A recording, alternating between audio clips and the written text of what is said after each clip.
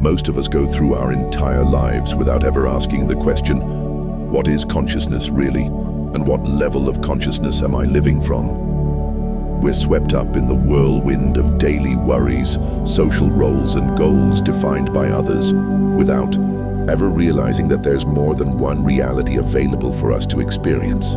There may be deeper, clearer, freer states, where the mind is no longer a cage, but a tool for awakening. In this video, you'll be guided through the 6 stages of consciousness, from the deepest layers where the ego reigns to the purest states, where the soul begins to blossom. Each stage is a mirror reflecting you, where you are now, where you've fallen before, and most importantly, where you have the potential to rise. This isn't just theory, it's a map, and only one of these 6 stages, if you're brave enough to enter, will truly unlock the inner freedom you've been longing for. Most people live their entire lives inside a single level of consciousness, completely unaware they're trapped. Day after day, thoughts come and go, emotions flare and fade, choices are made, relationships shift. But underneath it all, something hidden keeps them stuck in the same patterns. It feels like awareness. It feels like free will, but it's not. For 97% of humanity, life plays out within a narrow psychological cage, one built by evolution, reinforced by culture, and mistaken for the full human experience. This invisible prison is called survival consciousness. It's the mental operating system that once helped our ancestors survive, but today, it silently anchors us to fear, anxiety, craving, control, and reactive living. It's not your fault. It's how the mind was wired to keep you alive. But what kept us safe is now keeping us small. Now imagine waking up, really waking up, and realizing that what you thought was you is just one layer of a much greater spectrum of consciousness. Beyond the noise of the ego, beyond the fight-or-flight grip of survival mode, lie expanded states of awareness where suffering softens, clarity sharpens, and connection deepens. These are not fantasies or spiritual cliches. They are real, lived experiences available to anyone ready to explore them. But stepping outside that cage takes courage. It means questioning everything you've ever believed about yourself, your mind, and the nature of reality. Let's begin at the foundation, the level where nearly every human lives without even realizing it. Survival consciousness. Human consciousness didn't originate with deep thoughts about the universe or dreams of spiritual awakening. It began with one primal objective: stay alive. The first level of awareness is raw, ancient, and instinctive. It's not concerned with meaning, purpose, or growth.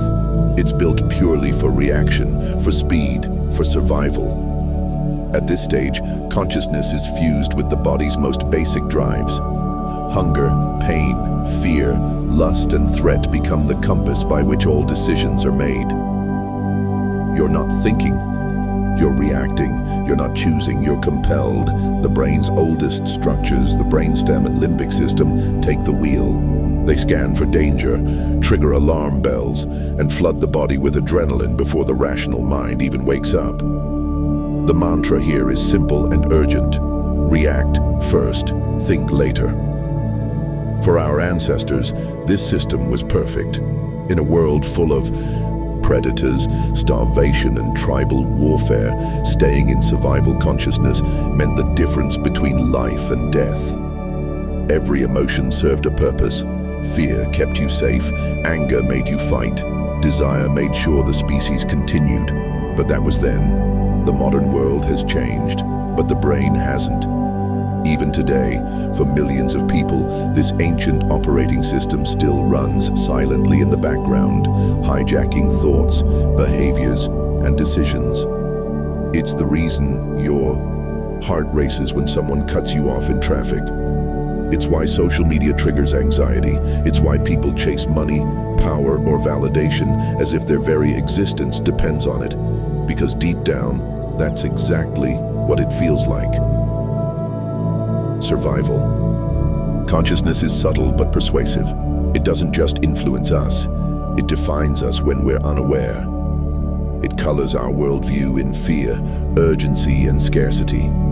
It keeps us stuck in loops of emotional reaction, always looking for the next threat, the next fix, the next distraction. But here's the truth. You are not your fear. You are not your craving. You are not your reactions. You were born into survival consciousness, but you don't have to stay there. The journey upward begins by recognizing where you are. Once you can see the cage, you've already taken the first step toward freedom. Now let's look at what lies beyond. Closely tied to survival consciousness is the second stage of human awareness, emotional consciousness. Once the basic needs of food, safety, and shelter are secured, something new takes the reins: emotion. At this level, we no longer respond only to physical threats, but to imagined ones: rejection, failure, judgment, abandonment. The battlefield shifts from the body to the heart and mind. Here, life is filtered through the lens of desire, anger, jealousy, shame, and fear. The emotional brain, especially the amygdala, becomes the dominant force. It pulls from old memories, childhood wounds, past traumas, responding not to what's happening now, but to what once happened or what might happen. That text message you didn't get a reply to, that silence in the room, that tone in someone's voice. Emotional consciousness turns these into threats, and your body reacts before you even realize what's going on. Psychology has mapped this exact loop. The limbic system hijacks the nervous system before rational thought gets a chance to step in. Emotional memory reinforces the cycle. You keep reaching for love. You keep fearing abandonment. You keep chasing approval. The pattern loops over and over. Why? Because evolution hardwired us this way. In ancient times, being rejected by your tribe was a death sentence. Acceptance wasn't just emotional, it was essential for survival. That wiring still lives in us even though the threats have changed. A harsh comment, a cold shoulder, or a critical social media post can feel just as terrifying to the emotional brain as a predator once did. Most people stay trapped in this level for life. They move through the world, driven by unhealed wounds, seeking validation, reacting from pain. Relationships suffer, not because people don't care, but because they don't understand their own emotional programming. Love becomes dependency. Communication becomes conflict. Choices become automatic reactions. Emotional consciousness isn't inherently bad. It gives life color, connection, and passion. But when it rules us, it becomes a prison. To rise beyond it, we must first see it, observe our emotional patterns, question our reactions, and recognize that feelings are not facts. They are signals, yes, but not always truths. The real power comes when we learn to feel without being controlled by what we feel. Only then can we begin to step into the next stage of consciousness, where awareness deepens and the self is no longer a puppet of emotion, but a witness to it. The tragedy is that this emotional turmoil feels normal. The daily anxiety, the constant desire for more, the quiet fear of losing what little security we've built. It all feels like the human condition. Few realize it's just the first layer of consciousness, designed for survival, not fulfillment. Recognizing this is the first shift, becoming aware of how often actions are driven by fear of loss, by the need for validation, by unconscious emotional loops. This awareness is the crack in the wall, because until it's seen, it can't be escaped. But beyond this reactive world lies something radically different, a form of consciousness that doesn't just react, but reasons, analyzes, and questions. Many believe this is where true freedom begins, yet even reason holds its own invisible trap. Breaking free from emotional survival can feel like waking up for the very first time. Suddenly the mind begins to step back, to observe, to reason. Logic replaces knee-jerk reactions. Emotions no longer dictate every decision. This is the rise of rational and intellectual consciousness, a powerful leap forward in human awareness. But like every stage before it, it comes with its own set of hidden traps. At this level, the brain refines one of its most extraordinary tools, abstract thinking. Language sharpens, ideas take shape, patterns are recognized, systems are built. Science begins to offer answers to the mysteries of existence. Humans don't just feel anymore, they analyze. We dissect the world into categories, relationships, mechanisms. We strive to understand, to explain, to predict, and ultimately, to control. Here, the sense of self becomes stronger than ever. I think, therefore I am becomes the silent mantra. The intellect draws clear boundaries between self and other, between observer and observed. Success, titles, degrees, and belief systems become new sources of security, replacing the emotional mind's craving for tribal belonging with a quieter, more sophisticated desire. Certainty. Modern civilization was built on this level of consciousness. Medicine, technology, philosophy, economics, these are all the fruit of the intellectual mind. It's no coincidence that the rational stage is celebrated, rewarded, and even worshipped in today's world. But hidden within this seemingly elevated state is a subtle and dangerous illusion, the illusion of arrival. The mind begins to believe that logic is the highest form of freedom, that if it can just think enough, understand enough, achieve enough, it will finally be at peace. But neuroscience shows why this belief is so seductive. The brain's default mode network, the system responsible for self-referential thought, becomes more active here. The self becomes more solid, more central. Thoughts spiral around identity, status, goals, and hypothetical futures. Reflection slowly morphs into rumination. Intelligence becomes armor. The mind, in its brilliance, starts to disconnect from the very life it's trying to understand. It analyzes everything, but feels nothing deeply. The heart becomes secondary, intuition ignored, mystery dismissed. And here's the quiet truth. If you're here, watching this video, asking deeper questions, you've probably already stepped into this stage. The drive to question, to seek patterns, to uncover deeper meaning beyond emotion. That's what pulls you into intellectual consciousness. But don't stop here, because beyond the mind's cleverness lies something greater. The possibility of true wisdom, presence, and integration. The next stage isn't about thinking harder, it's about seeing through the thinker, and that's where we're headed next. However, even this level has its ceiling. The rational mind excels at solving problems but struggles with questions it cannot answer. Why we suffer, what death means, where consciousness truly begins and ends. Philosophy, psychology, and existential science all press against the same wall. No matter how sharp the intellect, it cannot reason its way beyond itself. And so the trap tightens. Intellectual mastery feels like power, but it quietly reinforces the ego. It sharpens the boundaries between self and world, locking the individual into the belief that thinking is being. Many who arrive here stop climbing. They build careers, identities, and entire lives on knowledge and skepticism. Mystery becomes uncomfortable. Vulnerability looks weak. The heart takes a back seat.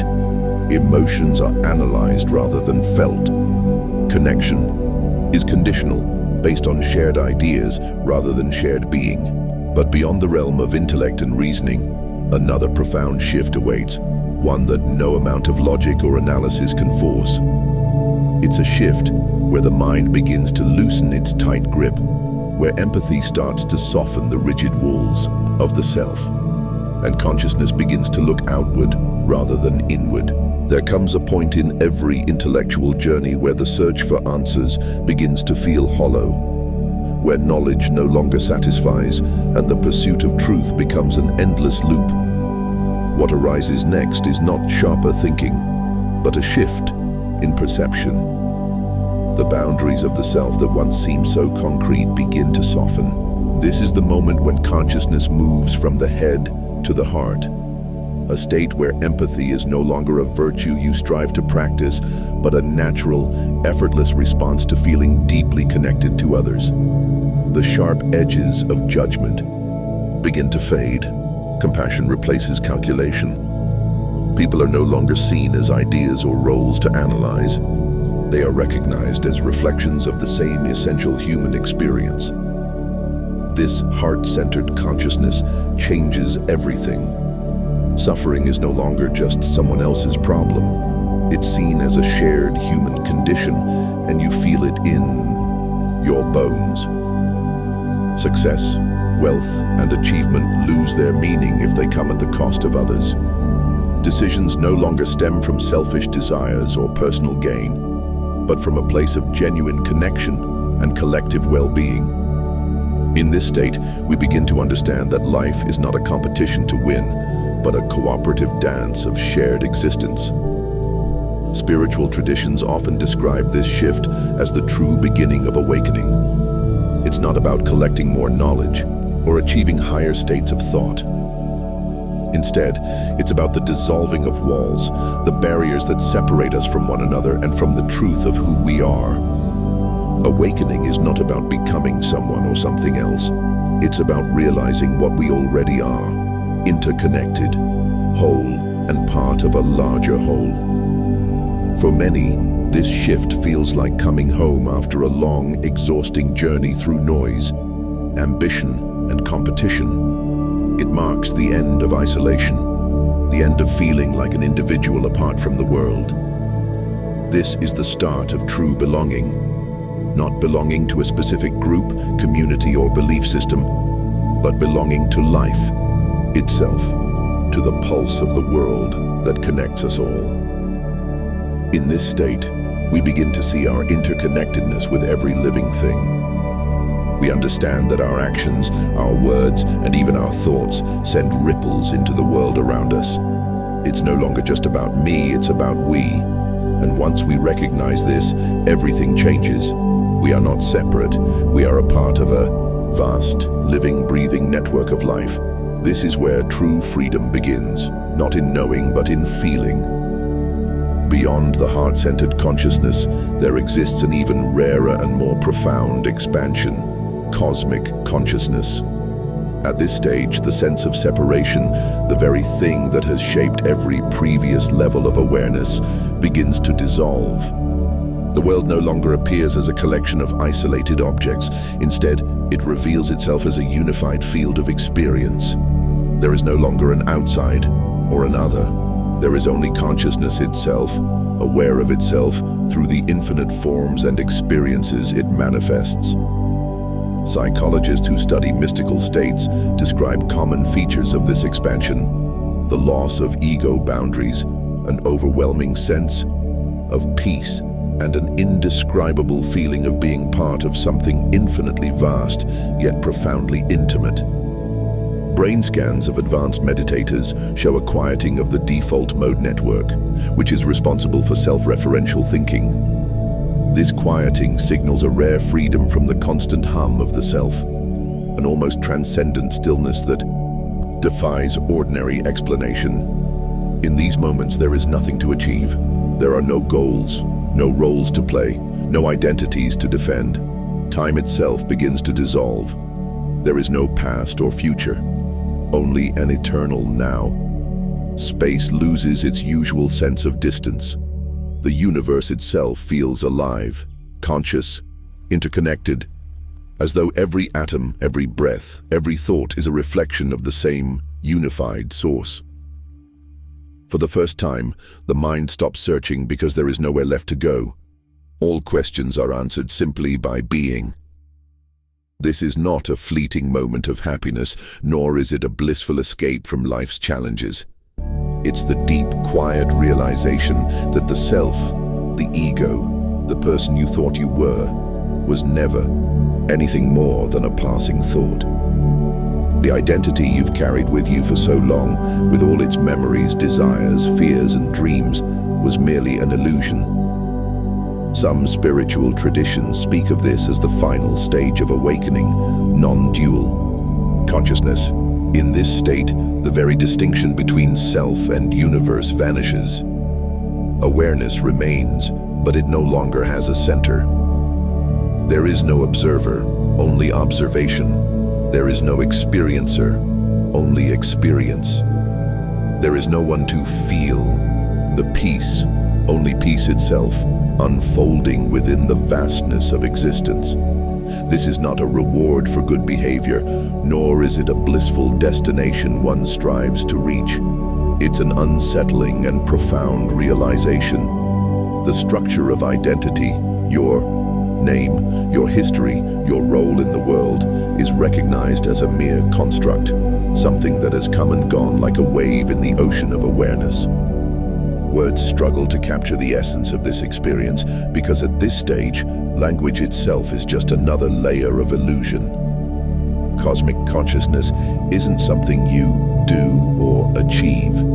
It's something you awaken to, something that reveals itself when the mind finally lets go of its need for control and identity. And in that moment, all that remains is the infinite presence of now, timeless, boundless, and whole. Non-dual consciousness is not an altered state. It is what remains when all states fall away. Few reach this level, but its existence changes the path for everyone who senses it. Because once the possibility is known, the old games of status, survival, and certainty lose their grip. What once felt like the peak reveals itself as a stepping stone. There is no map beyond this point, no techniques, no steps to follow, only the quiet pull toward what has always been here, waiting beneath the noise. There's one truth rarely spoken on the journey through consciousness. Reaching higher states doesn't mean you stay there. These moments of awakening, whether through meditation, psychedelics, or a sudden shift in perception, feel permanent when they arrive. Boundaries dissolve. Everything makes sense. But the mind, the body, and the world have a way of pulling us back. Life keeps moving. Bills still come due, arguments still happen, old wounds resurface, and slowly, without noticing, it's easy to slip from unity back into separation, from spaciousness back into survival. This is the nature of consciousness. It cycles.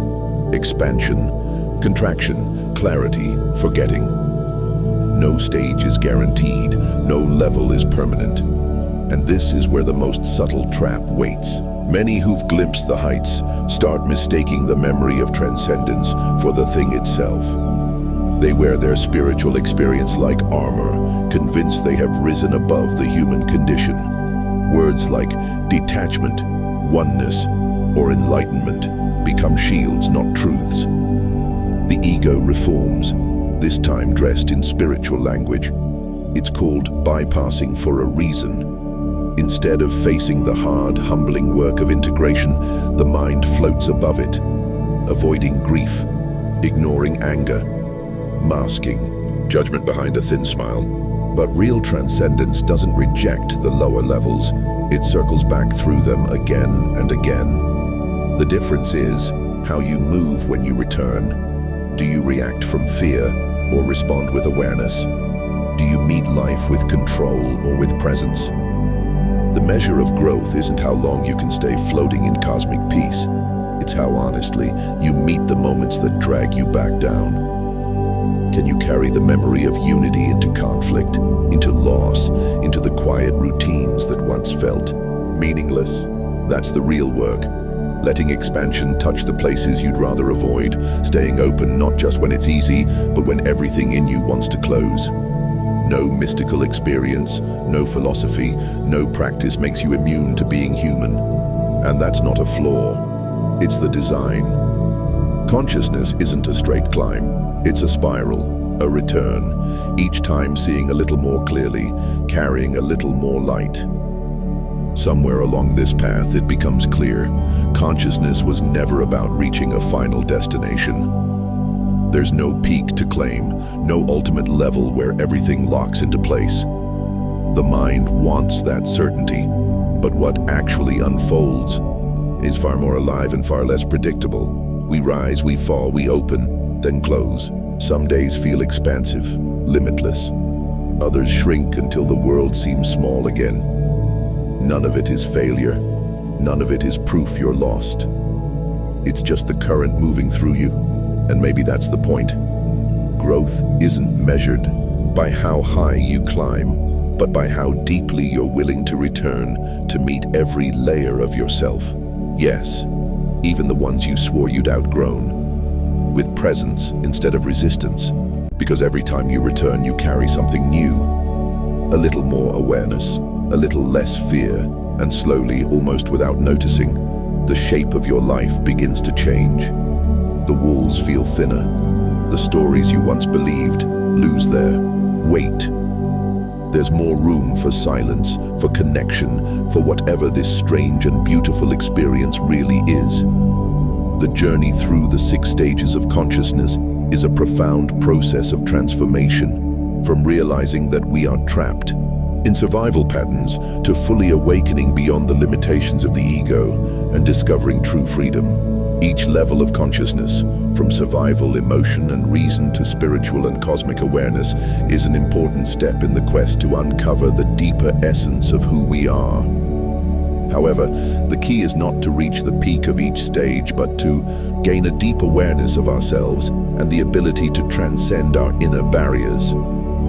When we dare to face each layer of ourselves without running away or avoiding, true change will occur. There is no final destination, but a continuous cycle of expansion and contraction, of remembering and forgetting. This journey is not only about understanding the world, but about understanding ourselves and connecting with everything around us. When you truly awaken, freedom is no longer a distant concept, but a state of living where you can experience peace and harmony in every moment. Thank you for watching. If you learned something from this video, please like, subscribe to the Top Hidden Knowledge channel for more content on wisdom, spirituality, and personal growth. Or, if you have time, check out other videos on this channel. Until next time.